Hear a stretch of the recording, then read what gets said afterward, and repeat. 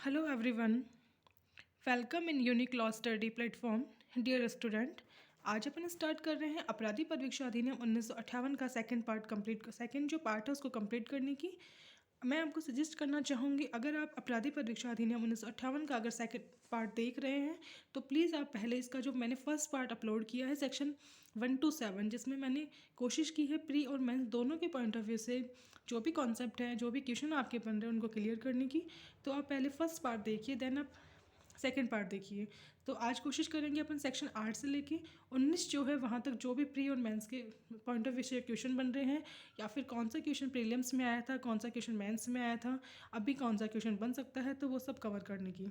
ठीक है, तो आज अपन शुरू करते हैं सेक्शन 8। सेक्शन 8 बात करता है बंद पत्र की शर्तों में फेरफार। देखिए, जब एक्ट अपन ने स्टार्ट किया तो मैंने आपको बताया था कि आपराधिक परीक्षा अधिनियम जो है इसका ऑब्जेक्ट क्या है। तो इसका ऑब्जेक्ट ये है कि अपराधियों को दंडित करने के बजाय उनको सम्यक भर्त्सना पे अर्थात डांट फटकार के या सदाचरण की परीक्षा पे छोड़ना। तो इस इन दो चीज़ों के लिए एक्ट बना है कि अगर कोई भी व्यक्ति है जो किसी अपराध करने का दोषी पाया गया है, उनकी कंडीशन है जो सेक्शन 3 और 4 अपने हमें बताती है कि अगर भर्त्सना का आप लाभ दे रहे हैं तो उसके लिए पूर्व दोष सिद्धि साबित नहीं होनी चाहिए, और कुछ अपराध की कैटेगरी बता रखी है कि किस नेचर के ऑफेंस होने चाहिए। इसके बाद में सेक्शन 4 है अपने पास में। सेक्शन 4 अपने को बताती है कि कौन से ऑफेंसेज है जिसमें आप अपराधी को है वो सदाचरण की प्रोवेशन का लाभ आप दोगे। ठीक है, तो दो ऑब्जेक्ट है इसके अधिनियम को बनाने का। ऑब्जेक्ट ये है कि अपराधियों को दंडित ना करके आप उनको सम्यक भर्त्सना पे या सदाचरण की परीक्षा का लाभ दो। इसके लिए इसके संबंध में मैंने केस लॉज भी बताए। रतन वर्सेस पंजाब राज्य का केस है इसमें 1965 का, और जुगल किशोर वर्सेस बिहार राज्य का केस है इसमें 1972 का। सुप्रीम कोर्ट के केस हैं दोनों ही। इन दोनों केस में ये कहा गया है कि जो एक्ट है आपराधिक परीक्षा अधिनियम जो एक्ट है अपना, the provision of offender act है, इसका ऑब्जेक्ट ये है कि अपराधी को दंडित ना करके उसको सुधरने का अवसर दिया जाए। ये जो अधिनियम है ये दंड के सुधारात्मक सिद्धांत के ऊपर आधारित है, अर्थात अपराध से घृणा करो, अपराधी से नहीं। ठीक है, तो सेक्शन 3 बोलता है कि भर्त्सना का लाभ दीजिए, और सेक्शन 4 बोलता है कि सदाचरण की परीक्षा का लाभ दीजिए। अब सेक्शन 4 में जो आपने अपराधी को सदाचरण की परीक्षा का लाभ दिया है, जो आपने अपराधी को प्रोवेशन पे छोड़ा है, और अपराधी से जो आपने बॉन्ड जो साइन करवाया है, जो बंधपत्र जो भरवाया है, उसके संबंध में सेक्शन 8 अपने को बताता है कि ऐसी कौन सी कंडीशन है जब न्यायालय को ये प्रतीत होता है कि सेक्शन 4 में जो बंधपत्र भरवाया गया है उसकी शर्तों में परिवर्तन करना चाहिए, या फिर उसमें कोई नई शर्तें अधिरोपित करनी चाहिए। तो उसके लिए अपन सेक्शन 8 पढ़ेंगे। देखिए, सेक्शन 8 जो है अपने पास में, सेक्शन 8 बताता है कि बंधपत्र की शर्तों में फेरफार। ठीक है, आरजीएस मेंस 2014 में ये क्वेश्चन आया हुआ है। सेक्शन 8 वेरी वेरी मोस्ट है, दोबारा आ सकता है। तो सेक्शन 8 देखिए, परीक्षा की शर्तों में फेरफार। यदि किसी परीक्षा अधिकारी के आवेदन पर किसी न्यायालय की जिसने किसी अपराधी के संबंध में धारा 4 के अधीन कोई आदेश पारित किया है, सेक्शन 8 के लिए सबसे पहली कंडीशन ये है कि न्यायालय जो है वो बंद पत्र की शर्तों में, परीक्षा की जो शर्तें हैं उन परीक्षा की शर्तों में फेरफार कब करेगा। तो इसके लिए पहली कंडीशन है कि उसके लिए परीक्षा अधिकारी आवेदन करे। कोई भी परीक्षा अधिकारी है वो न्यायालय के सामने आवेदन कर रहा है, और किसके संबंध में कर रहे हैं कि धारा 4 में जिस अपराधी को आपने सदाचरण की परीक्षा का लाभ दिया था, तो उस अपराधी के संबंध में परीक्षा अधिकारी आवेदन कर रहा है कि अपराधी द्वारा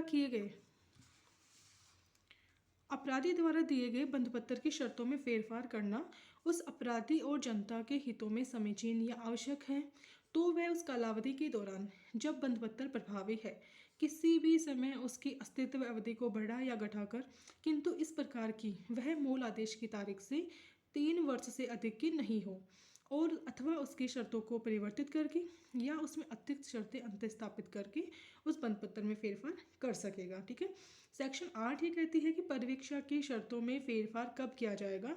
तो इसके लिए कंडीशन ये है कि सबसे पहले परीक्षा अधिकारी की आवेदन पर, परीक्षा अधिकारी आवेदन कर रहा है और किसके संबंध में कर रहा है कि धारा 4 में जिस व्यक्ति को आपने सदाचरण की परीक्षा का लाभ दिया था उसके लिए आवेदन कर रहा है, और उसके आवेदन पे न्यायालय की राय है, न्यायालय को ये प्रतीत होता है कि उस अपराधी के लिए और जनता के हितों में ऐसा करना समीचीन है, तो वहाँ पे न्यायालय के पास में पावर है कि जो उससे जो बंधपत्र जो भरवाया गया था उस बंधपत्र की अवधि को न्यायालय है वो उस बंधपत्र की अवधि को बढ़ा सकता है, घटा भी सकता है। लेकिन जो बंधपत्र की अवधि को जो बढ़ाना और जो घटाने का जो प्रोसीजर है, उसमें किसी भी दशा में जो अवधि है, जो बंधपत्र की जो समयावधि है, वो किसी भी दशा में 3 वर्ष से अधिक की नहीं होगी। मतलब कहने का मतलब ये है कि जो आप बॉन्ड जो साइन करवा रहे हो ना, वो बॉन्ड अधिकतम 3 वर्ष की अवधि का होता है। ठीक है, तो अगर न्यायालय को उसमें कोई फेरफार करना है तो न्यायालय उस अवधि को बढ़ा सकता है, घटा सकता है, लेकिन 3 वर्ष से अधिक की नहीं होगी।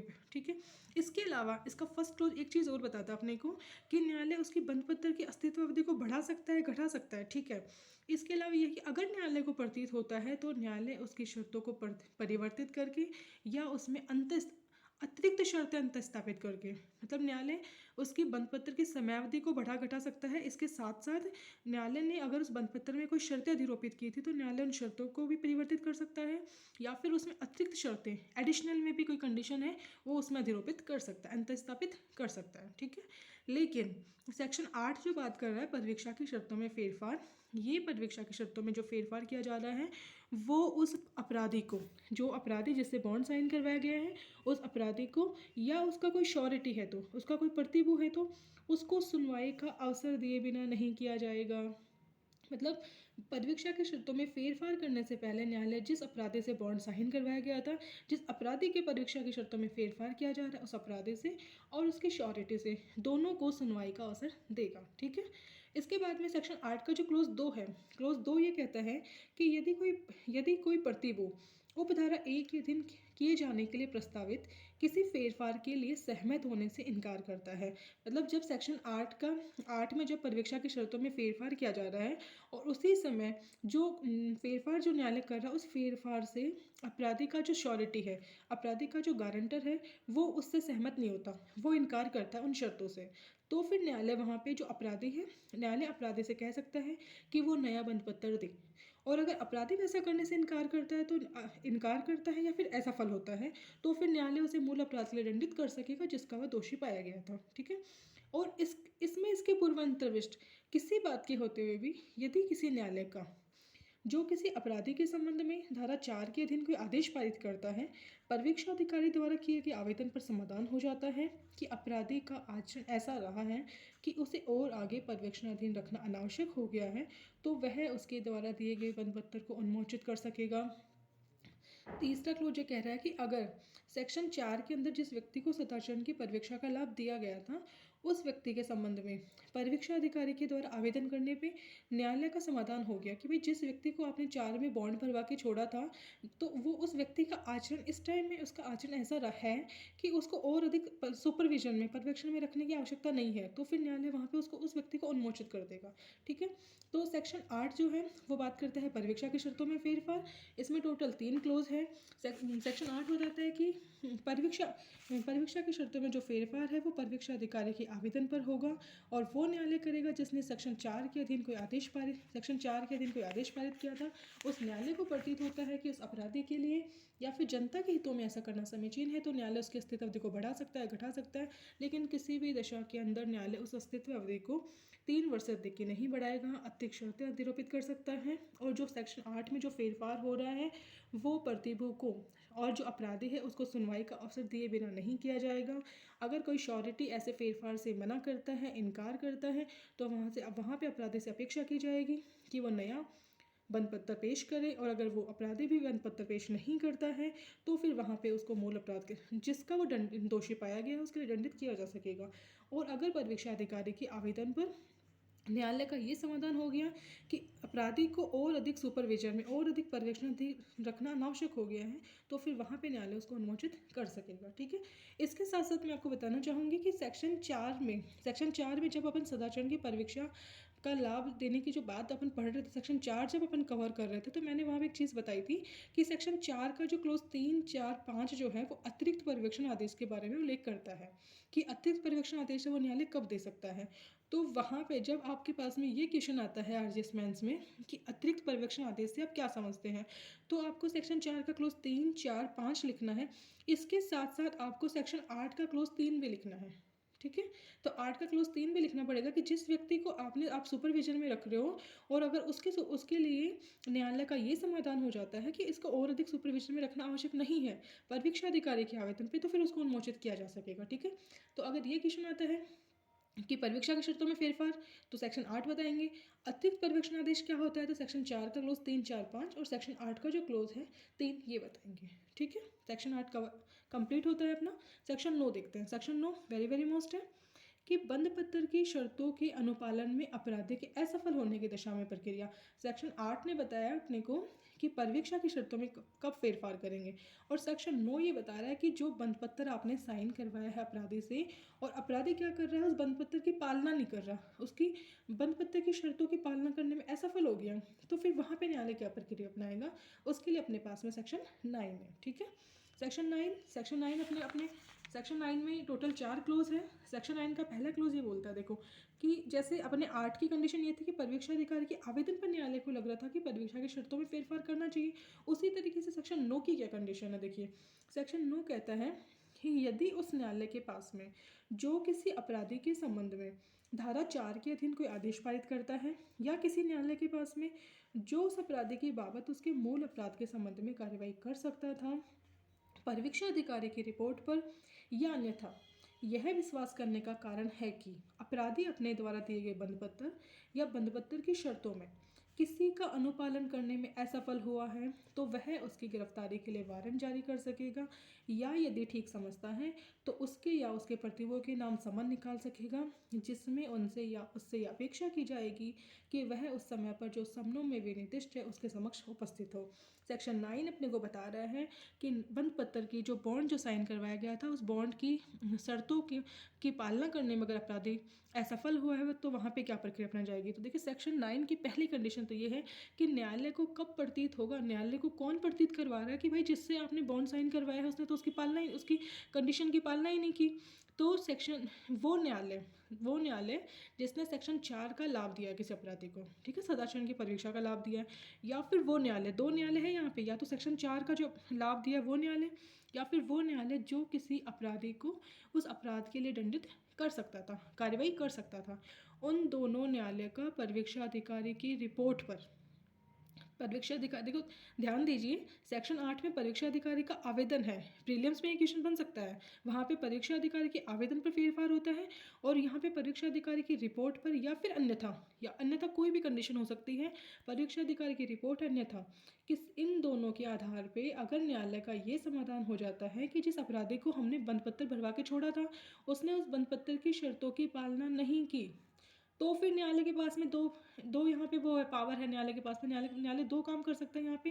पहला तो न्यायालय ये करेगा कि अपराधी की गिरफ्तारी के लिए वारंट जारी करेगा, जो वारंट जो है वो अपराधी की गिरफ्तारी के लिए है, और अगर न्यायालय ठीक समझे तो खुद अपराधी के लिए और उसके श्योरिटी के लिए, अगर कोई उसका श्योरिटी है तो उसके लिए उसके नाम समन निकालेगा। और समन क्यों निकालेगा, समन इसलिए निकालेगा कि उस अपराधी से और उसके श्योरिटी से न्यायालय अपेक्षा करेगा कि भाई समन में जो समय हमने आपको दिया है उस समय आप हमारे सामने उपस्थित होइए और आप हमें ये बताइए कि आपने बंदपत्र की शर्तों की अनुपालना की है नहीं की है, तो इसके बारे में बताइए। ठीक है। तो सेक्शन 9 में दो न्यायालय है, सेक्शन 4 के अधीन जिसने आदेश पारित किया है, या वो न्यायालय जो अपराध के संबंध में कार्रवाई कर सकता था। ठीक है, पहली बात। दूसरा, न्यायालय को कैसे पता चलेगा कि इसने शर्तों की पालना नहीं की। पहली कंडीशन पर्यवेक्षक अधिकारी की रिपोर्ट पर है या अन्यथा न्यायालय को विश्वास हो रहा है, और जब न्यायालय को ये पता चलता है कि इसने पालना नहीं की तो न्यायालय के पास में पावर क्या है, न्यायालय उसकी गिरफ्तारी के लिए वारंट जारी कर सकता है, अपराधी की गिरफ्तारी के लिए, ओनली अपराधी की गिरफ्तारी के लिए वारंट है, और उसके अपराधी के नाम और उसका अगर कोई श्योरिटी है तो उसके नाम समन निकालेगा। ध्यान दीजिए, श्योरिटी जो है ना उसके नाम उसके लिए हमेशा समन निकाला जाता है, उसकी गिरफ्तारी के लिए वारंट नहीं निकाला जाएगा। ठीक है। और जब न्यायालय उनके लिए समन निकाल रहा है तो न्यायालय उनसे अपेक्षा करेगा कि आप न्यायालय के सामने हाजिर होइए। ठीक है। इसके बाद में देखिए, पहली कंडीशन अपन ने पढ़ ली सेक्शन 9 की।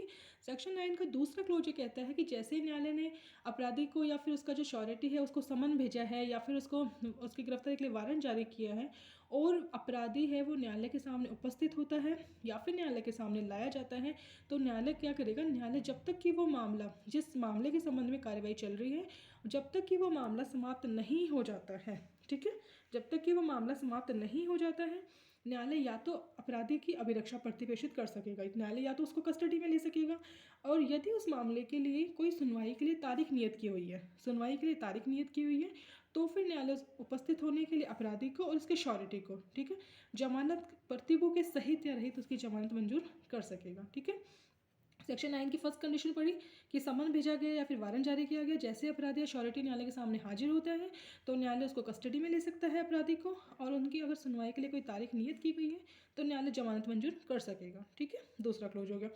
तीसरा क्लोज है कि जैसे न्यायालय ने दोनों स्टेप पूरे कर लिए, पहले उसको समन भेज दिया, दूसरे क्लोज में वो हाजिर हो गया, और तीसरा क्लोज है कि जैसे न्यायालय ने दोनों स्टेप पूरे किए और न्यायालय को ये प्रतीत हुआ, न्यायालय का ये समाधान हुआ कि हाँ इस अपराधी ने क्या किया है, बंधपत्र की शर्तों की पालना नहीं की, असफल हुआ, तो वहाँ पे न्यायालय क्या कर सकता है? देखो, तो वहाँ पे न्यायालय ये करेगा, पहली बात तो ये कि न्यायालय उस अपराधी को मूल अपराध के लिए दंडित करेगा, मतलब जिस अपराध के लिए उसको प्रोबेशन का लाभ मिला था ना, उस अपराध के लिए अब न्यायालय उसको दंडित करेगा कि भाई हमने एक बार आपको प्रोबेशन का लाभ दिया, कंडीशन आप पे लगाई हमने, लेकिन आपने उनकी पालना नहीं की, तो अब हम आपको मूल अपराध के लिए दंडित करते हैं। ठीक है, तो न्यायालय पहले तो क्या करेगा, उसको मूल अपराध के लिए दंडित कर सकेगा। और दूसरा ये है कि अगर न्यायालय को ये प्रतीत होता है कि इसने जो पत्र की अनुपालना की शर्तों की पालना नहीं की, वो इसकी जो इसने प्रथम बार ऐसा किया, इसकी असफलता जो है वो प्रथम बार की है, तो फिर वहाँ पे न्यायालय बंद पत्र के प्रवृत्त रहने पर प्रतिकूल प्रभाव डाले बिना, वेरी वेरी मोस्ट है, देखिए जो बॉन्ड जो आपको आपसे साइन करवाया था ना, जो बॉन्ड आपने भरा है ना, उस बंद पत्र पे कोई प्रभाव नहीं पड़ेगा, आपका बंद पत्र ऐसे कैसे रहेगा। आप आपको यहाँ पे ये नहीं समझना कि आपके ऊपर न्यायालय 50 रुपये की शास्ति अधिरोपित कर रहा है, इसका मतलब आप बॉन्ड से फ्री हो जाएंगे, नहीं, आपका बॉन्ड जो है ना बंद पत्र, उसके ऊपर कोई प्रभाव नहीं पड़ेगा, इस उस पर प्रभाव डाले बिना न्यायालय आप पे 50 रुपये की शास्ति अधिरोपित कर सकेगा।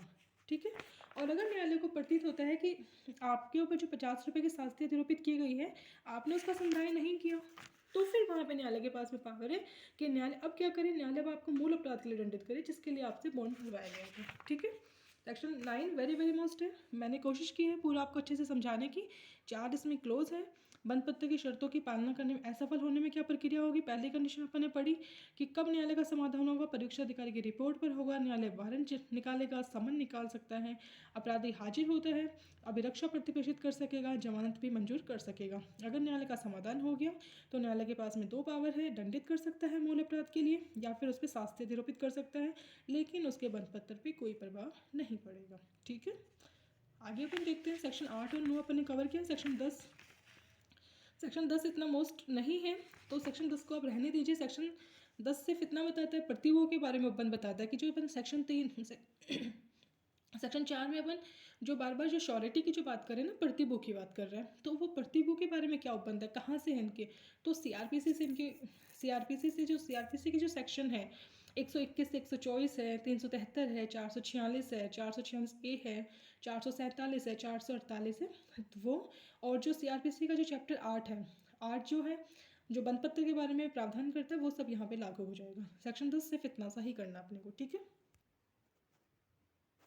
सेक्शन 11 देखिए, सेक्शन 11 जो है वो बात करती है अधिनियम के अधीन आदेश देने के लिए सक्षम न्यायालय, अपील और पुनरीक्षण न्यायालय की शक्तियाँ। मतलब सेक्शन 3 अपने सामने ये बात कर रही है कि जो अपना ये अपराधी परिवीक्षा अधिनियम है, इस अधिनियम के अधीन जो आप बात कर रहे हैं कि भाई भर्तृष्णा का लाभ दीजिए, परिवीक्षा का लाभ दीजिए, तो इस एक्ट के लिए सक्षम न्यायालय कौन सा है, मतलब सेक्शन 3 और 4 का लाभ देने के लिए सक्षम न्यायालय कौन सा न्यायालय है जो सेक्शन 3 और 4 का लाभ दे सकता है अपराधी को। और अगर कोई इस एक्ट का कोई मामला किसी अपील न्यायालय के सामने या किसी पुनरीक्षण के लिए न्यायालय के सामने आता है, तो उस न्यायालय के पास में क्या क्या शक्तियाँ हैं।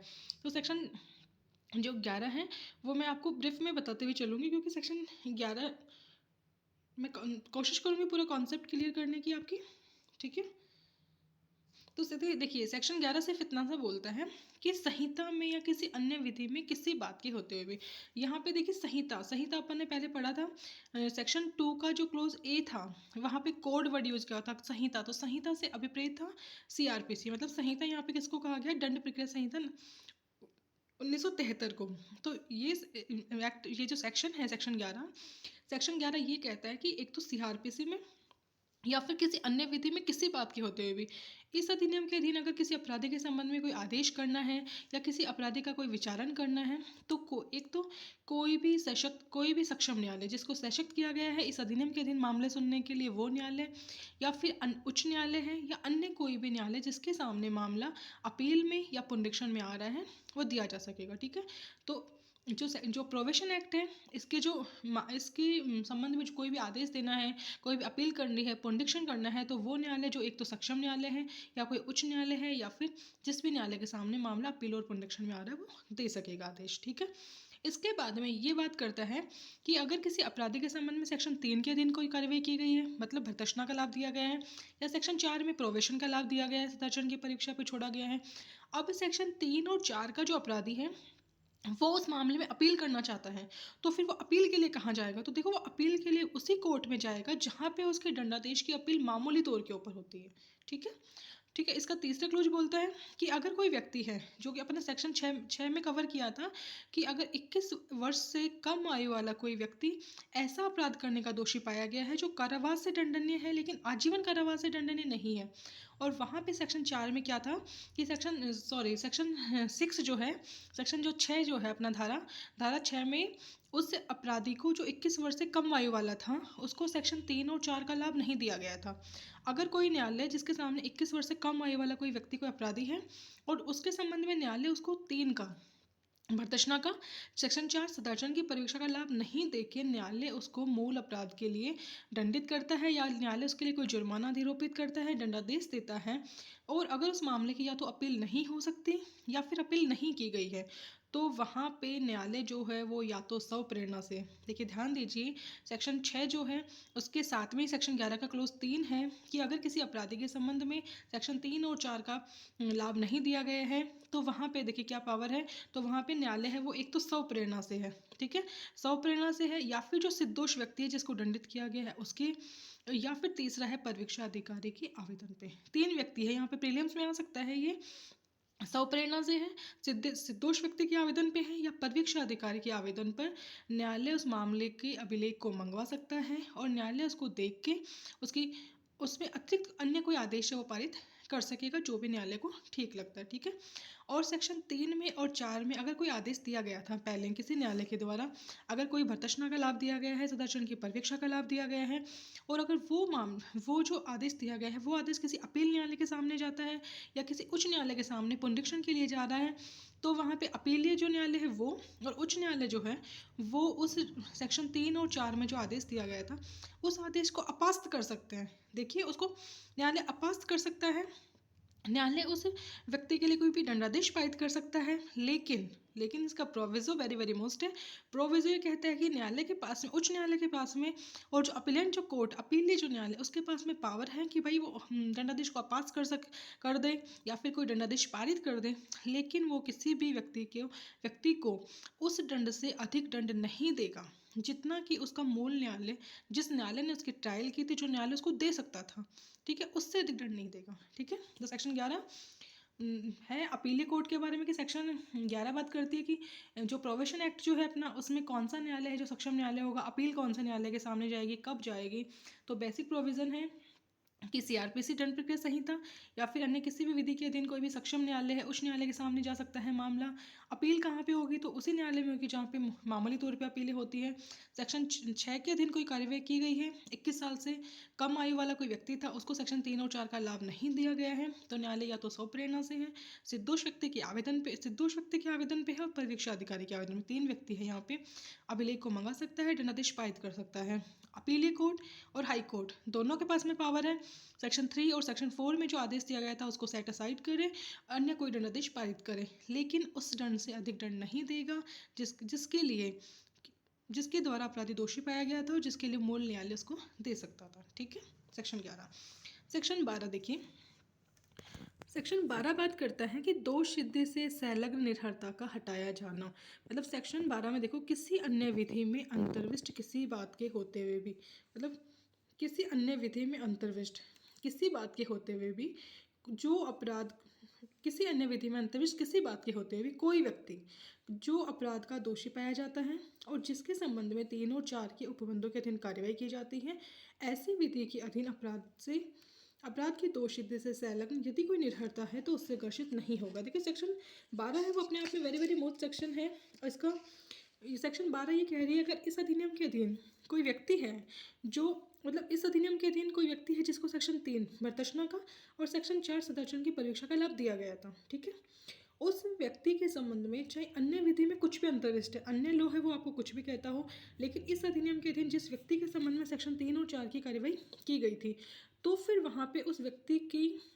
के संबंध में ये माना जाएगा कि वो व्यक्ति किसी निर्भरता से घर्षित नहीं है, कि मतलब जिस व्यक्ति को आपने दोषी प्रोबेशन पे छोड़ दिया या फिर जिस व्यक्ति को आपने डांट फटकार के छोड़ दिया ना, तो वो इस निर्भरता से घर्षित नहीं होगा। मतलब ये नहीं होगा कि आगे जाके उसको इस चीज़ पे की प्रॉब्लम आए उसको, या फिर ये हो कि सेक्शन 3 और 4 का लाभ दिया गया है इसको, इसलिए ये इसकी निर्भरता है, ये नहीं, ये इसकी निर्भरता नहीं मानी जाएगी, सेक्शन 12 कहती है। लेकिन इसका प्रोविजन कहता है कि अगर किसी व्यक्ति को सेक्शन 3 और सेक्शन 4 का लाभ देके उसके पश्चात उसको अगर मूल अपराध के लिए दंडित कर दिया गया, मतलब पहले भर्त्सना का लाभ दिया गया या फिर प्रोविशन का लाभ दिया गया, लेकिन उसके तत्पश्चात उसको उस मूल अपराध के लिए दंडित कर दिया गया, ठीक है, तो फिर वहाँ पे ये उस व्यक्ति की दोष निर्भरता होगी, ठीक है।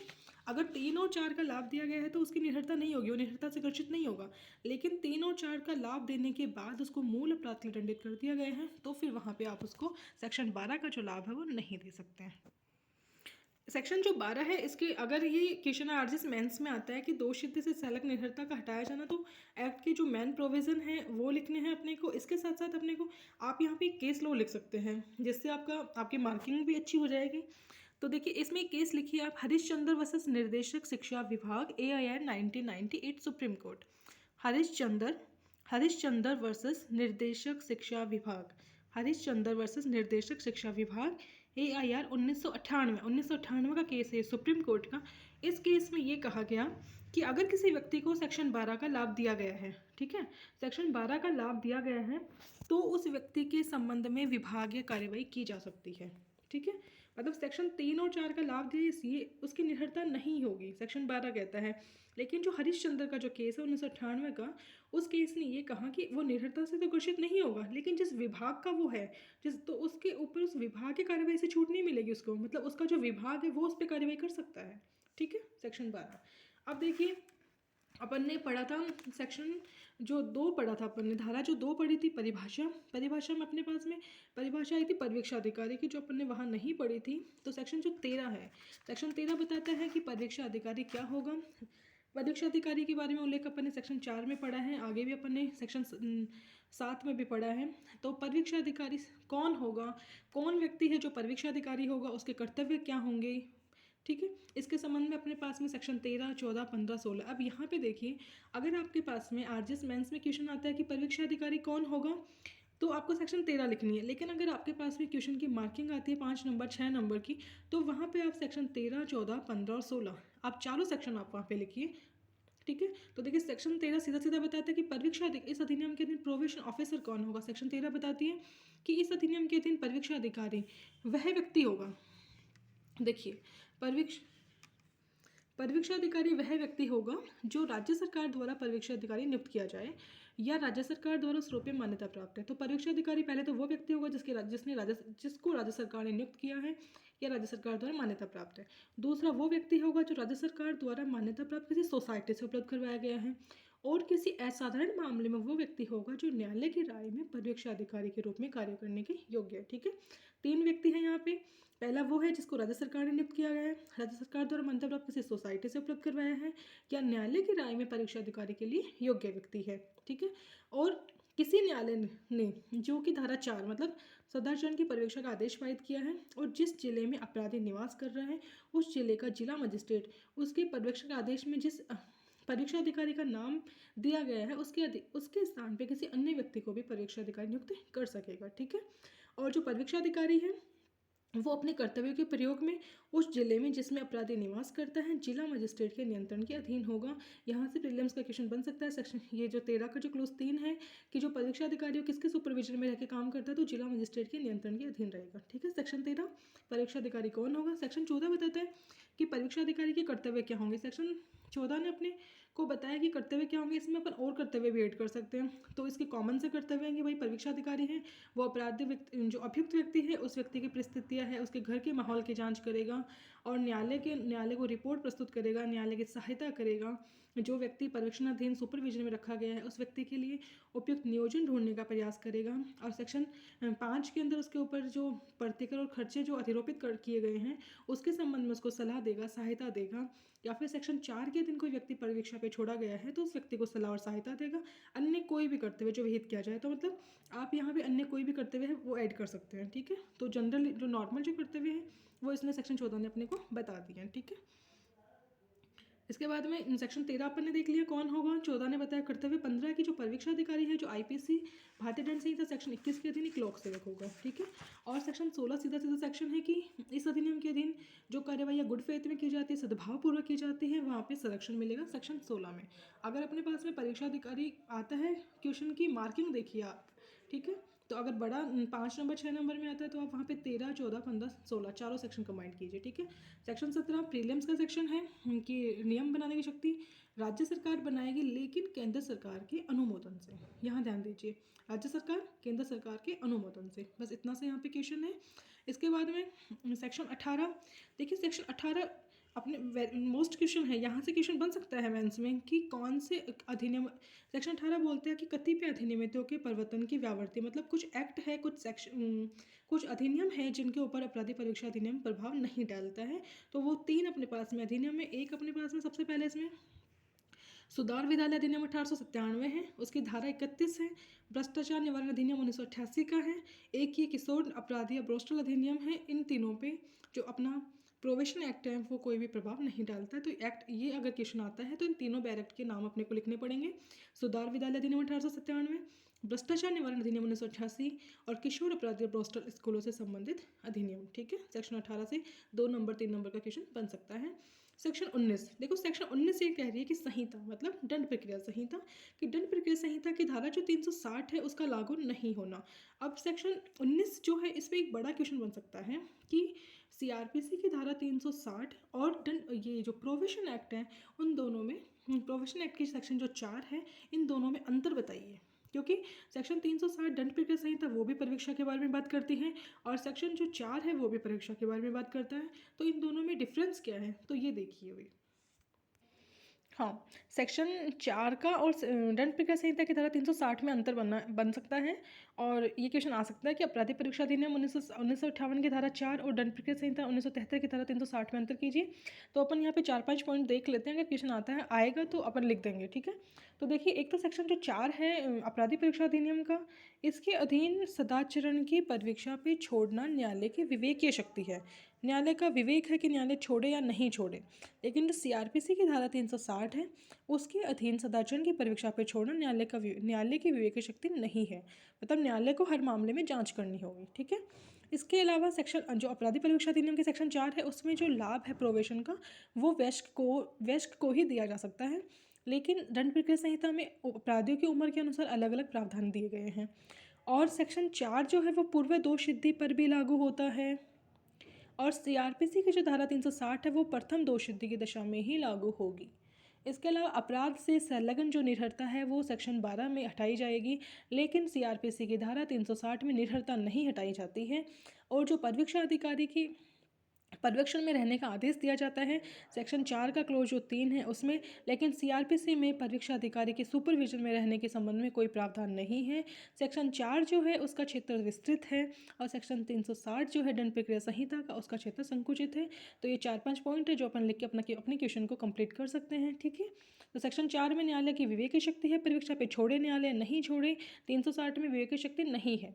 सेक्शन 4 में वयस्क को लाभ दिया जाएगा। दंड प्रक्रिया संहिता 360 में अपराधियों की उम्र के अनुसार अलग अलग प्रावधान है। पूरा दोष सिद्धि पे लागू होती है सेक्शन 4, ये प्रथम दोष सिद्धि पे लागू होती है सेक्शन 360 दंड प्रक्रिया संहिता। सेक्शन 12 निर्भरता हटाई जाती है, इसमें प्रोविशन में दंड प्रक्रिया संहिता में निर्भरता के संबंध में कोई प्रावधान नहीं है। पर्यवेक्षण परीक्षा अधिकारी के पर्यवेक्षण में रहने संबंधी प्रावधान करता है सेक्शन 4, वहाँ पे ऐसा कोई प्रावधान नहीं है। 4 का क्षेत्र विस्तृत है, 360 का क्षेत्र संकुचित है, ठीक है। देखिए, इसके अलावा एक वेरी वेरी मोस्ट क्वेश्चन और है प्रोवेशन एक्ट में जो आ सकता है शायद, कि फिर भी आप अपन देखते हुए चलते हैं कि एक एक वर्ड आता है जो अपन पढ़ रहे हैं कि परवीक्षा प्रोवेशन, और एक शब्द आता है पैरोल। इन दोनों में डिफरेंस क्या है, ये क्वेश्चन भी आ सकता है। तो देखिए, परिवीक्षा जो है वो एक न्यायिक कार्यवाही है और जो पैरोल है वो एक अर्ध न्यायिक कार्यवाही है। परिवीक्षा में निर्भरता संलग्न नहीं होती, लेकिन पैरोल में निर्भरता संलग्न होती है। दंडादेश के पूर्व की स्थिति है परिवीक्षा और दंडादेश के बाद की स्थिति है पैरोल। दंड के स्थान पर प्रतिस्थापित प्रक्रिया है परिवीक्षा और दंड के एवज में मिलने वाली मुक्ति है पैरोल। ठीक है, सुधारात्मक दंड के सिद्धांत पे आधारित है परिवीक्षा और उपचारात्मक सिद्धांत पे आधारित है पैरोल। तो ये तीन चार पॉइंट है, अपन यहाँ पे कवर कर लेंगे तो एग्जाम में क्वेश्चन आता है तो अपने को प्रॉब्लम नहीं होगी। परिवीक्षा और पैरोल में अंतर, परिवीक्षा न्यायिक कार्रवाई है, ये अर्ध न्यायिक कार्रवाई है। परिवीक्षा में निर्भरता संलग्न नहीं होती, पैरोल में होती है। दंडादेश की पूर्व की स्थिति है परिवीक्षा, दंडादेश के बाद की स्थिति है पैरोल। ये दंड के स्थान पर प्रतिस्थापित है, ये सदाचरण के एवज में मिलने वाली मुक्ति है पैरोल। प्रथम चरण है ये कार्रवाई का और पैरोल अंतिम चरण है। ठीक है, मैंने कोशिश की है परीक्षा अपराधी परीक्षा अधिनियम 1958 के सारे जो भी मेंस के अकॉर्डिंग जो भी, मतलब पूरी कोशिश मेरी अभी मेंस के ऊपर है कि मेंस के अकॉर्डिंग जो भी क्वेश्चन आपके बन रहे हैं सब कवर करने की। अगर आपकी कोई क्वेरी हो, अगर कोई डाउट हो तो आप कमेंट सेक्शन में पूछ सकते हैं, और अगर इसके अलावा आप कोई डायरेक्ट पढ़ना चाहते हैं तो प्लीज़ आप कमेंट सेक्शन में कमेंट कर सकते हैं। Thank you.